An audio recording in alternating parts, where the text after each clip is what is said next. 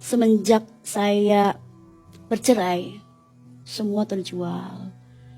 Ekonomi morat-marit karena memang bapaknya anak-anak tidak bertanggung jawab. Gitu. Anak-anaknya ikut kemana teh? Ikut ke saya semua 3 orang, perempuan 1, laki-laki 2. Dan mereka itu sedang benar-benar membutuhkan biaya. Yang satu masuk SMA, yang satu masuk SMP, yang satunya masuk SD. Saya kolab lah, manggung nggak seperti kayak dulu. Dagang juga saya dagang apa gitu kan, karena memang semua itu membutuhkan modal. Dan rumah segala macam sampai sudah terjual, akhirnya kami ngontrak. Dan harus ada biaya untuk ngontrak lagi kan. Dan saya itu melihat teman-teman semakin rame jobnya. Saya lima bersahabat. Yang salah satunya itu adalah orang yang paling ngetop gitu. Orang yang paling banyak job, yang paling disukai oleh para pimpinan gitu kan. Walaupun suaranya sih nggak seberapa. Nama samarnya Lisa gitu. Anaknya memang cantik gitu kan. Dan dia juga seorang single parent, single mom.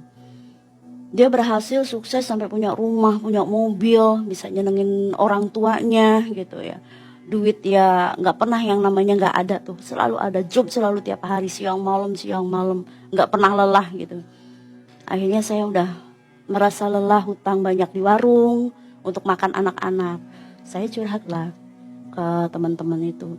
Saya pengen banget sih banyak job lagi kayak dulu gitu. Ini kayaknya dihalangin deh job saya gitu kan. Karena saya mungkin bapaknya anak-anak masih dendam atau gimana. Kata Lisanya, nanti aja ngobrolnya katanya gitu. Ya udah, saya nanti kan ngobrolnya. Akhirnya habis ketemuan di salah satu kafe, ngobrol-ngobrol, makan-makan mie rebus, mie goreng gitu kan, minum kopi, minum es. Saya pulang sama Lisa karena saya tidak punya kendaraan. Ya udah, nanti diantar sama saya pulang. Dalam perjalanan saya ngomong, Lis, kamu nyimpang ya? Apa sih katanya teteh tuh? Gitu. Kalau misalkan nyimpang aku ikut sih, tapi jangan ada korban. Gitu. Kalau ada korban saya nggak mau. Karena saya seperti ini untuk anak-anak gitu, bukan untuk diri saya sendiri. Maksudnya nyimpang ini pesugihan gitu? Kayak pesugihan penglaris gitu.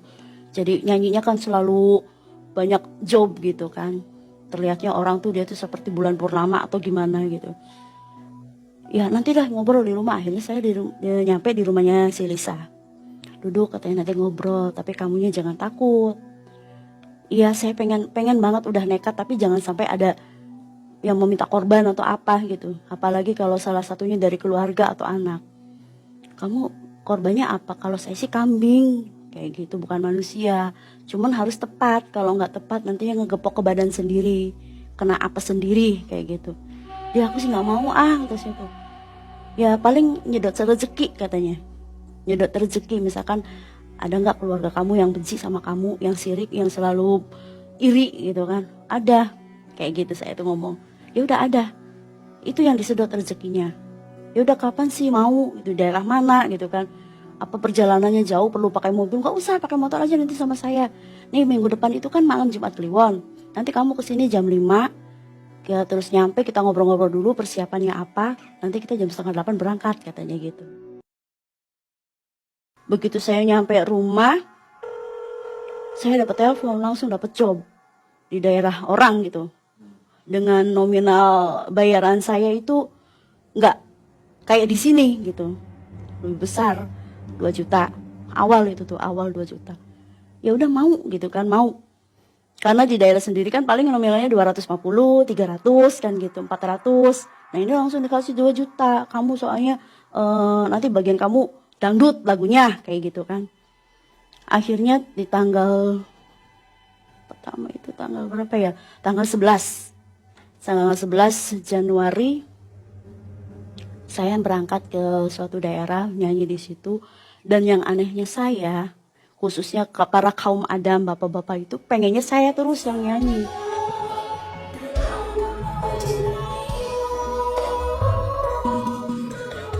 Saya kan capek gitu kan, giliran yang lain. Kalau yang lain nyawer dikasih saweran paling 2.000, besar-besarnya 20.000 gitu kan. Giliran saya 50, yang paling kecil malah justru 20.000 gitu. Akhirnya mencapai sampai 11 juta. Siang malam 11 juta itu akhirnya Itu 20. orderan pertama ya? Orderan pertama itu, Mang.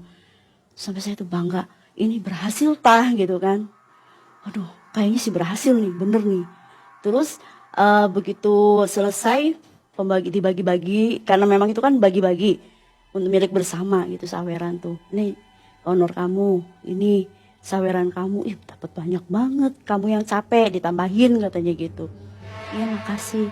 Nah si bos itu minta bahwa saya itu menjadi ikonnya dia gitu, jadi bunganya, ratunya, grupnya dia gitu. Begitu besoknya saya dapat rezeki lagi gitu tuh, manggung tuh dapat rezeki lagi.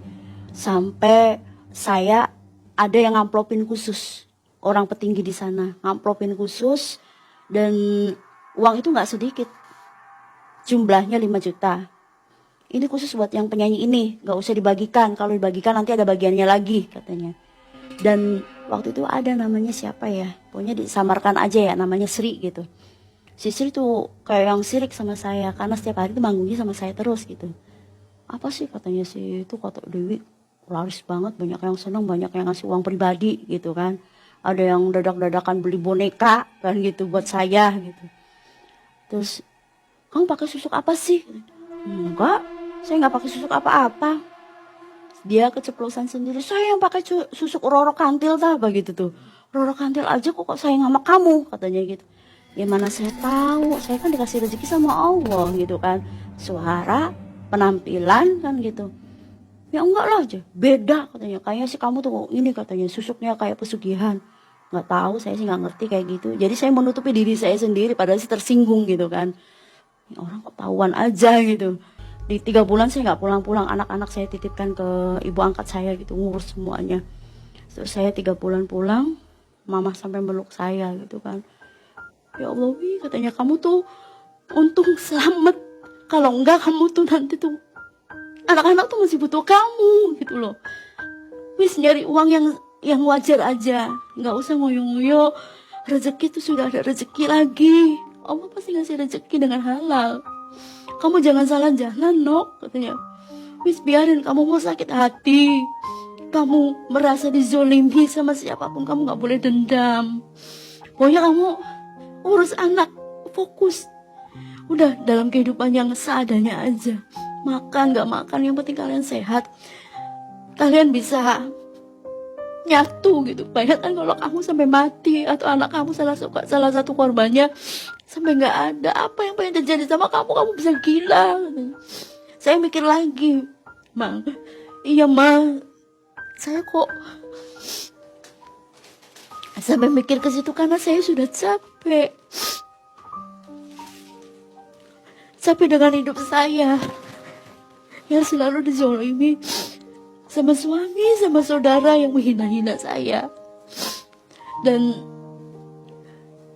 ya sempat waktu itu sampai orang-orang, waktu saya yang pertama saya tadi ceritakan saya ikut audisi DMD itu, orang-orang pada terpaku, pada ngelihat saya kayak seperti apa gitu kan, bener-bener wah hebat gini.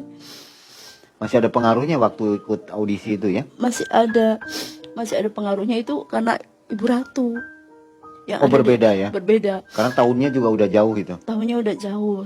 Waktu audisi itu kan tahun 2019 itu tuh. Tahun 2019 itu saya mulai bangkit sendiri dengan jalan Allah gitu. Sampai ada di tempat kerja saya itu ngomong, itu ada audisi lagi, dipanggil lagi kamu katanya. Loh emangnya kan udah selesai kan? Enggak, dipanggil lagi tapi adu sama anak-anak KDI gitu kan. Saya itu ya udah ikut mau, dan akhirnya alhamdulillah saya dapat juara. Jadi saya ternyata sadar, tidak dengan melakukan ritual aja saya sudah sukses gitu, dengan langkah kaki saya sendiri. Untuk penghasilan setelah putus dari itu dibersihkan oleh Mamang, bagaimana waktu tampil? Sawerannya seperti apa? Seperti biasa lagi, nggak seperti dulu yang waktu masih Nggak ada juta-juta lagi? Nggak, biasa aja.